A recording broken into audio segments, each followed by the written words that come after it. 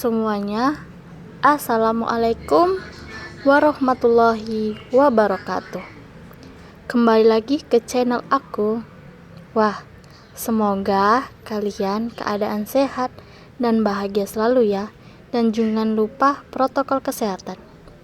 Nah, pada video ini, kali ini aku akan membahas tentang materi.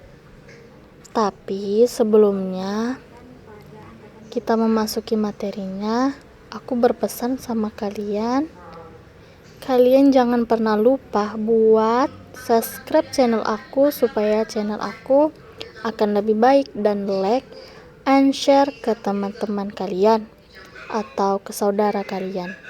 Semoga video aku ini bisa menghibur kalian semua dan dapat diambil sisi baiknya dan dijauhkan, jangan diambil ya sisi buruknya.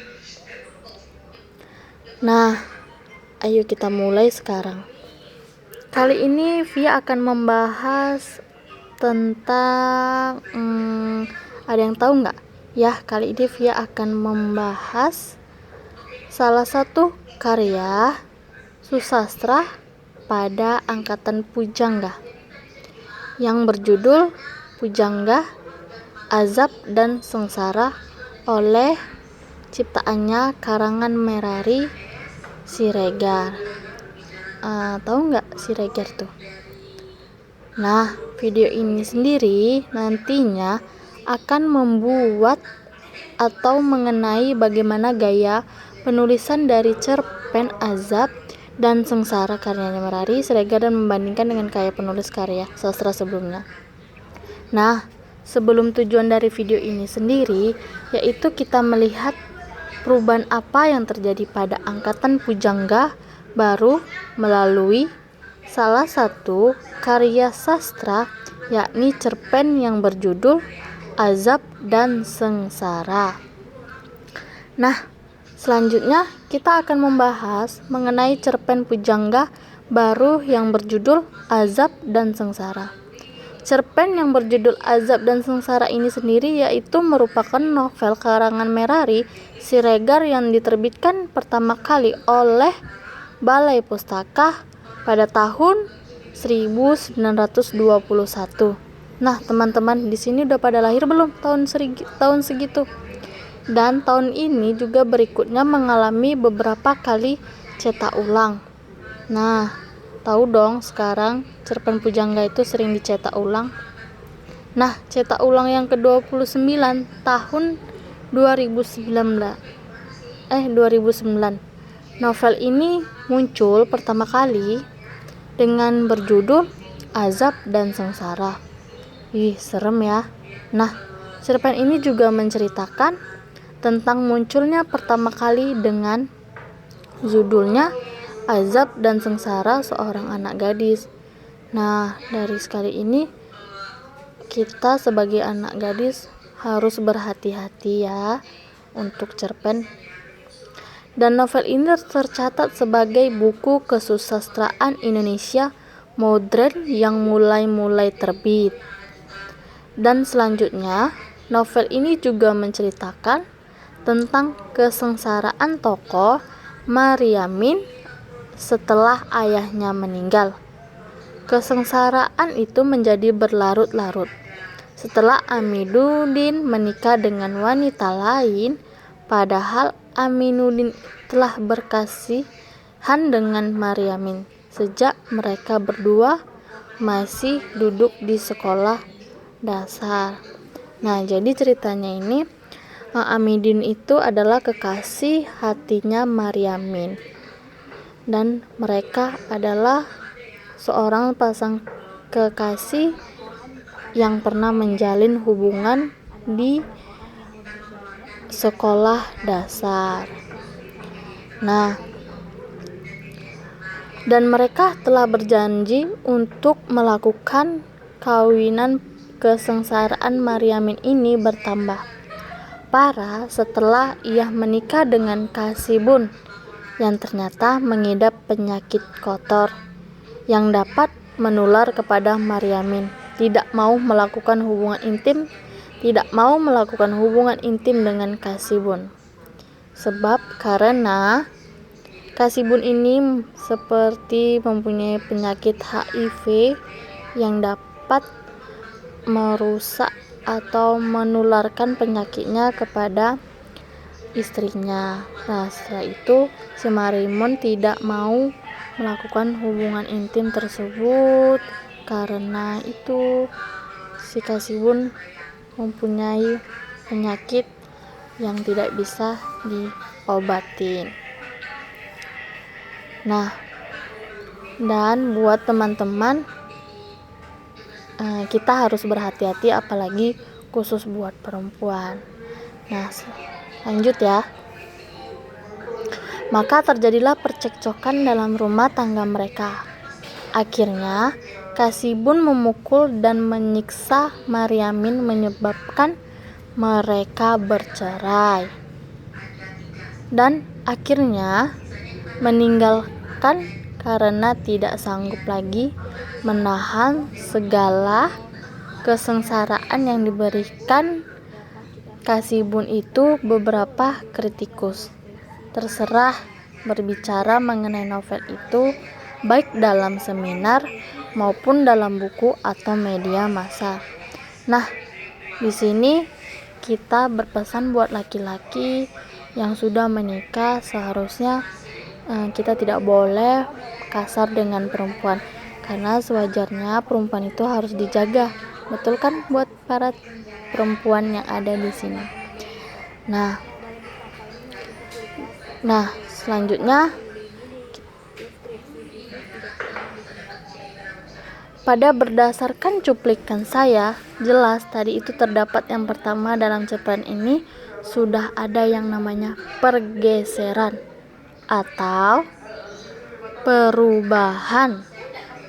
Nah, di mana hal itu terlihat dari emansipasi wanita atau kesetaraannya wanita. Nah, kita bisa mencontoh bagaimana kita harus untuk menghadapi kehidupan.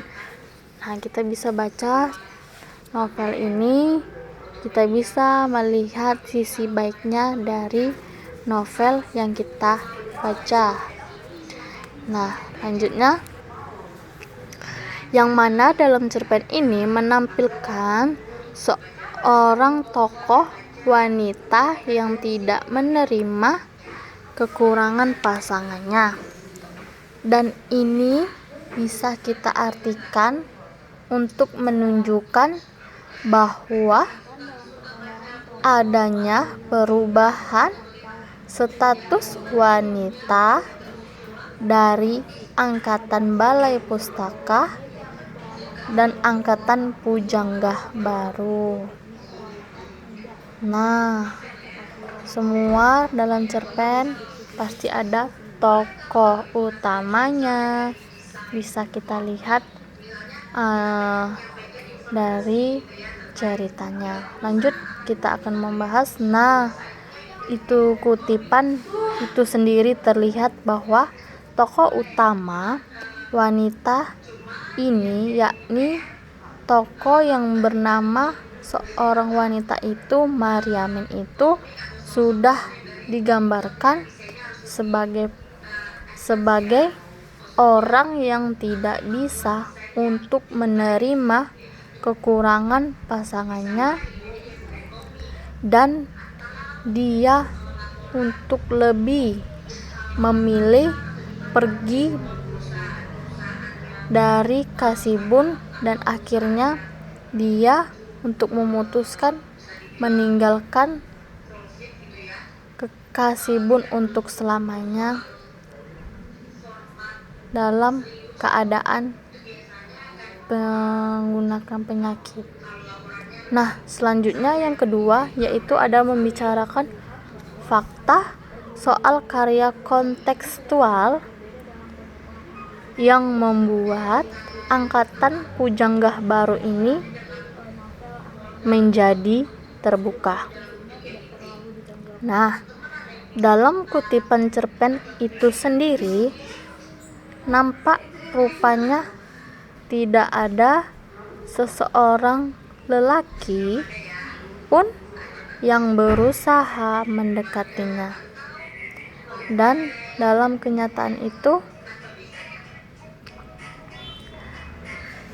memang kita sebagai wanita itu tidak boleh egois ataupun tidak boleh menjadi wanita yang keras kepala, apalagi kita sudah berumah tangga. Nah, kasihan kan buat yang sudah nikahin ataupun sudah berhubungan dengan kita harus saling menghargai dalam hal apapun itu. Begitulah semua kebenaran, di mana seorang pria akan merasa kurang percaya diri dengan perempuan yang tidak bisa menerima kekurangannya, dan pria tersebut merasa tidak pantas ataupun untuk memikirkan meninggalkan seseorang perempuan yang tidak pernah menghargai, yang tidak pernah bisa menerima, yang perempuan yang tidak bisa menjaga, meskipun dia telah sangat mencintai perempuan itu, dia berusaha buat untuk meninggalkan perempuan itu. Nah, selanjutnya ini juga menunjukkan bahwa adanya perbaikan atau perubahan yang terjadi pada karya sastra angkatan pujangga berupa kenyataan atau bersifat kontekstual. Nah, kalian tahu nggak kontekstual tuh dan kenyataan itu? Menurut aku, kenyataan itu adalah sesuai yang benar-benar terjadi, dan sehingga didapatkan suatu kesimpulan bahwa perubahan yang terjadi pada karya sastra ini angkatan pujangga baru memang benar terjadi pada cerpen ini. Dan bisa dibilang cerpen ini adalah kehidupan seseorang wanita yang benar-benar dialami dan nyata, yang tidak bisa dirubah oleh apapun. Nah, kesimpulannya, kita sebagai perempuan harus mempunyai rasa sifat yang baik, saling menghargai, dan saling baik hati. Baik, sekian pembahasan video Via kali ini. Jangan lupa, Via ingatin selalu, jangan lupa untuk like, komen, subscribe ya teman-teman. Saya akhiri. Assalamualaikum warahmatullahi wabarakatuh. Terima kasih.